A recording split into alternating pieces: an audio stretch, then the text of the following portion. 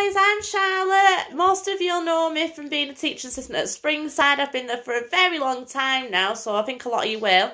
This is my little girl Kira. Say hi, Kira. Hi. And we've decided to read you our favourite storytime book, which is, Kira? Giraffes Can't Dance. Giraffes Can't Dance by Giles Andre and Guy Parker Reeves. It's one of our favourites, isn't it, Kira? Yeah, I'll sit you on this. Okay, do you want to hold the book or do you want me to hold it? You. Okay. Right, you ready? Gerald was a tall giraffe whose neck was long and slim, but his knees were awfully bandy and his legs were rather thin. He was very good at standing still and munching shoots off trees, but when he tried to run around, he buckled at the knees. Now, every year in Africa, they hold the jungle dance, where every single animal turns up to skip and prance. Look at all the animals. Can you show them some of the animals? So there's a zebra there. Yeah. And another zebra. Yeah. And 2 lions. Yeah, can you see? One there. Yeah. And what about this page? Yeah. What can we see? Just do a couple. An elephant and a hippo. Lovely. And a little cheetah. And a little cheetah. Lovely. And this year, when the day arrived, poor Gerald was so sad, because when it came to dancing, he was really very... shy. Bad. Silly me. Sit down, kid. Okay. The warthog started waltzing and the rhinos rock and rolled. The lions danced a tango, which was elegant and bold. The chimps all did a cha-cha with a very Latin feel, and 8 baboons then teamed up to do a Scottish reel.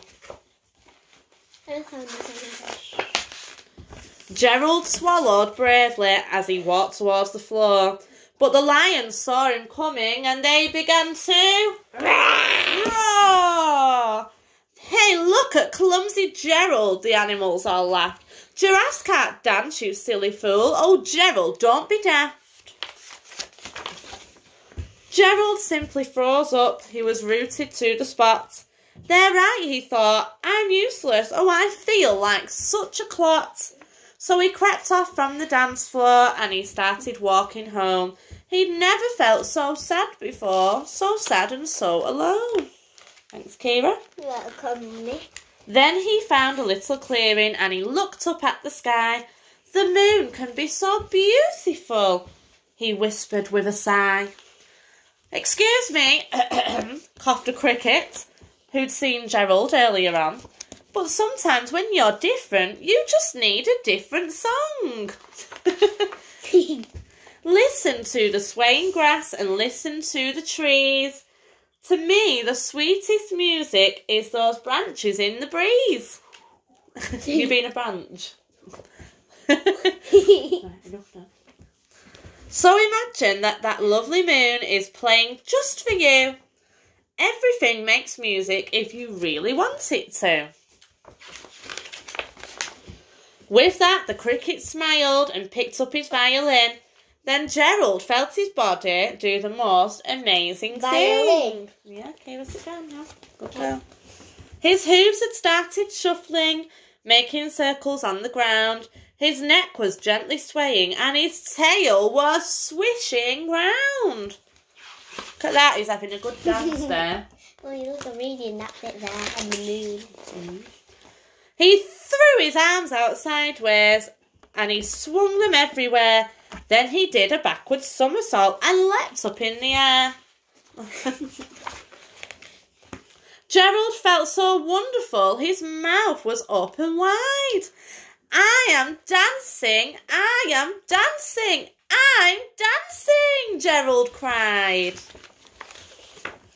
Then, one by one, each animal who'd been at the dance arrived while Gerald boogied on and watched him quite entranced. Boogie! They shouted, it's a miracle! We must be in a dream. Gerald's the best dancer that we've ever seen. Woo-hoo. How is it you can dance like that? Please, Gerald, tell us how. But Gerald simply twizzled round and finished with a bow. Good girl, Kira. You're welcome, Mummy. He raised his head and looked up at the moon and stars above. We can all dance, he said, when we find music that we all love.